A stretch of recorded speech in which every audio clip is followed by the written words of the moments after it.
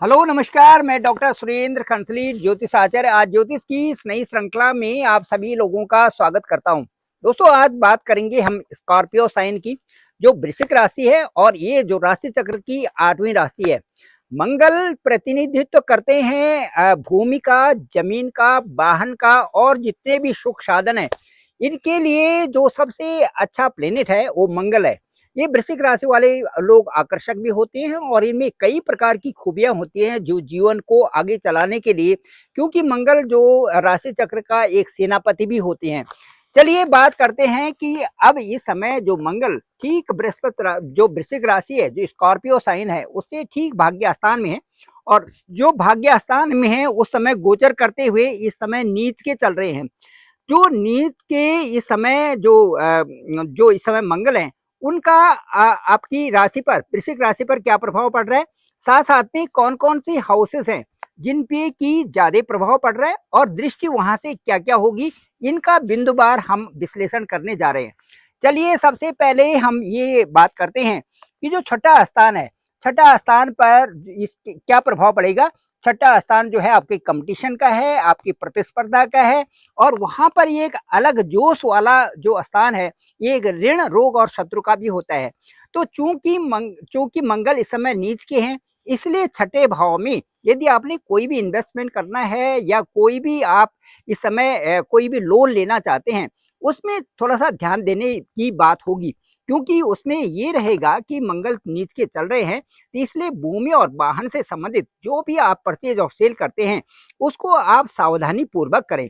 दूसरा, जो आपको लोन की इस समय फैसिलिटी मिल सकती है, लेकिन उसमें भी आपको सारे कागजात देखने पड़ेंगे और किस तरह से जो मकान ले रहे हैं आप या जो जमीन ले रहे हैं, उसका पूरी तरीके से मुआयना कर ले।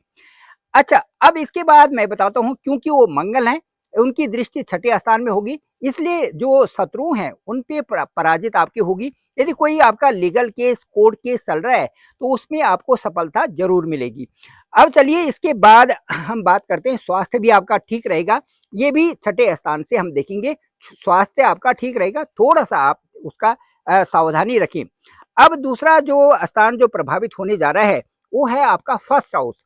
फर्स्ट हाउस भी क्योंकि वहां पर 8 अंक है और 8 अंक के जो लॉर्ड हैं वो मंगल ही हैं, तो मैं ये कहूंगा कि चंद्र कुंडली के हिसाब से मंगल जो नीच के हैं, तो उनका प्रभाव 5 और 9 का हिसाब वहां पर बन जाता है, जहां पर मंगल है और जहां पर आपकी राशि है।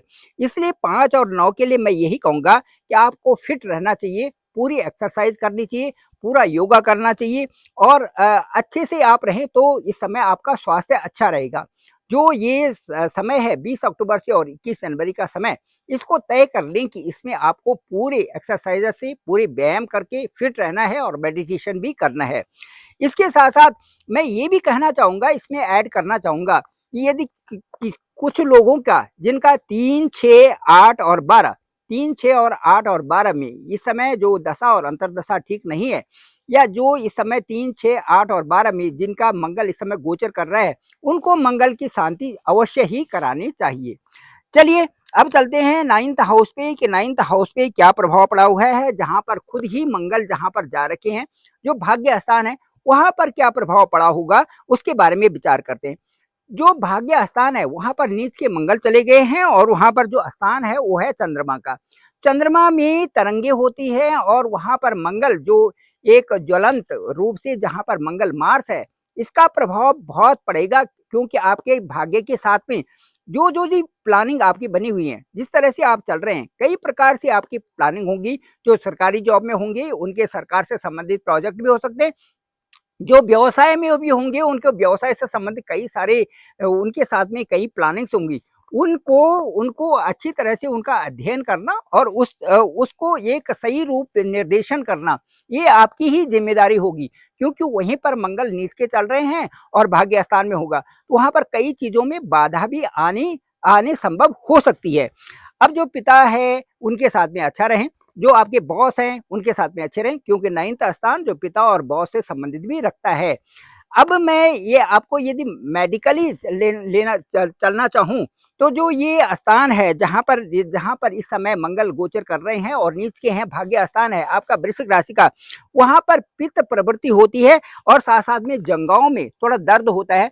तो इस इससे संबंधित भी कुछ लोगों को जिनकी कि 3, 6, 8 और 12 की दशाएँ चल रही होंगी और उनका इस तरह से गोचर होगा नीच का, तो हो सकता है कि कुछ इस तरह से प्रॉब्लम्स हो सकती हैं, जिनका कि इस समय भाग्य स्थान पे मंगल है, उनके लिए मैं कह रहा हूँ। चलिए, अब चलते हैं सीधे इसके बाद 12वें स्थान में कि 12वें स्थान का रिजल्ट क्या होगा। तो 12वें स्थान में मैं कहूँगा कि 12वें स्थान में एक तो पैरों में दर्द होता है यदि मंगल नीच के हैं और उन आपका आपका लग्न 8 ही है, वृश्चिक ही लग्न है, तो पैरों में तो उंगलियों में थोड़ा दर्द होने की आसार इसमें बनते हैं। और उसके साथ-साथ में 12वें घर जो है आपका शुक्र का स्थान है और वहाँ पर इस समय सूर्य भी बैठे हुए हैं, शुक्र का स्थान है, तो वहाँ पर गोचर कर रहे हैं तो खर्चे आपके बढ़ सकते हैं।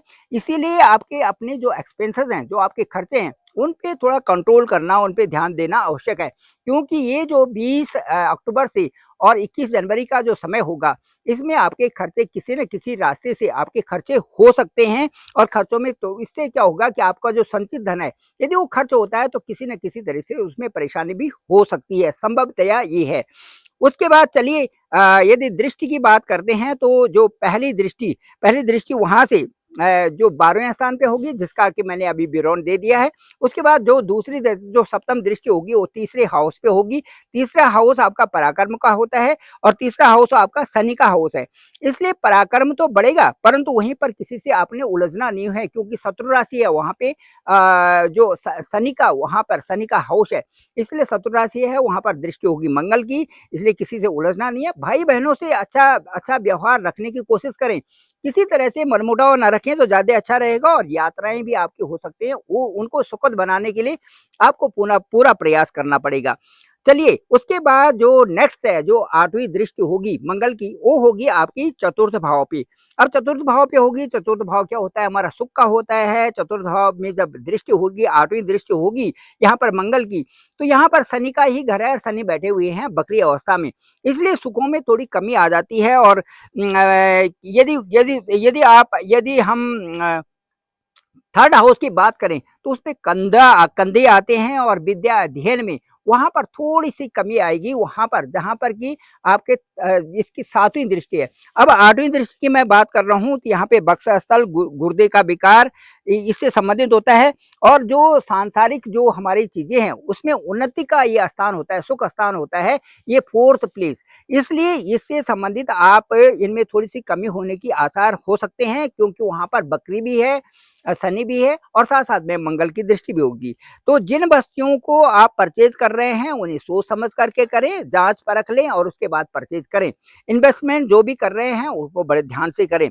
ये बहुत आवश्यक आपके लिए होगा। तो ये था मंगल का गोचर और जो उ उन 20 अक्टूबर से और 21 जनवरी तक क्या-क्या प्रभाव पड़ रहे हैं, कहाँ-कहाँ पर प्रभाव पड़ रहे हैं, ये मैंने आपसे बताया। मैं ये कहना चाहूँगा आपको कि जो वृश्चिक राशि है, ये अपने आप में एक ज्वलंत राशि है, बहुत पराक्रमी राशि है, आगे बढ़ने वाली राशि है। भाई इनका सबसे अच्छा गुण तो यही है कि ये चलते रहते हैं, किसी न किसी तरह से उसको अटेन करते हैं जो इनका गोल है। लेकिन इनके साथ में जो इनकी सबसे बड़ी कमी है, वो ये लेट इट गो नहीं करते, वो किसी चीज़ को छोड़ते नहीं। यदि कहीं पर कोई बात होती है तो उसको अपने मन में रखते हैं और फिर दूसरे दिन सभी लोगों के सामने उस चीज़ को ले आते हैं, चाहे वो 6 महीने बाद, 1 साल बाद लाना पड़े। तब तक वो सामने वाला जो इनका प्रतिद्वंदी होता है, वो उन चीज़ों को भूल भी चुका होता है, लेकिन इनको वो चीज़ें याद रहती है और किसी न किसी तरह से बदला लेने की इनकी प्रॉब्लम्स वहाँ पर बनती है। इसीलिए मैं इन सभी वृश्चिक राशि वालों से कहना चाहूँगा कि केवल अपने गोल को मद्देनज़र रखते हुए आगे बढ़ें और बहुत अच्छे ढंग से आपकी रीच बन सकती है, आपको भौतिक चीज़ों की कमी नहीं होती।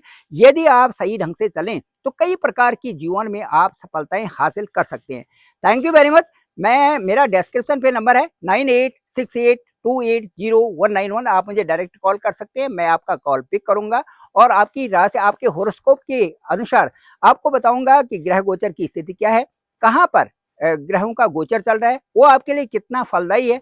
क्या कोई ग्रह ऐसा है जो 3, 6, 8 और 12 में गोचर कर रहे हैं, उनकी दशा और अंतर्दशा कब आएगी, किस तरह से वो रिजल्ट देने वाले हैं, इन सभी चीज़ों पर विचार करके आपसे ठीक एक कोर्डियली एक बात होगी और उसमें उसी उसी वार्ता में आपको ये बताया जाएगा कि ये सुबुत्त प्रदान करने वाले जो आपकी दशाएं या आपका समय कब आ रहा है। Thank you very much. केवल वही लोग संपर्क करके जो कि बहुत नीडी हैं, और मेरे इस चैनल को आप जरूर लाइक करें, शेयर करें, सब्सक्राइब करें, सभी लोगों को भेजें ताकि इसकी जानकारी सभी लोगों को मिल सके। आप सभी लोगों का धन्यवाद, आप सभी लोगों का आभार।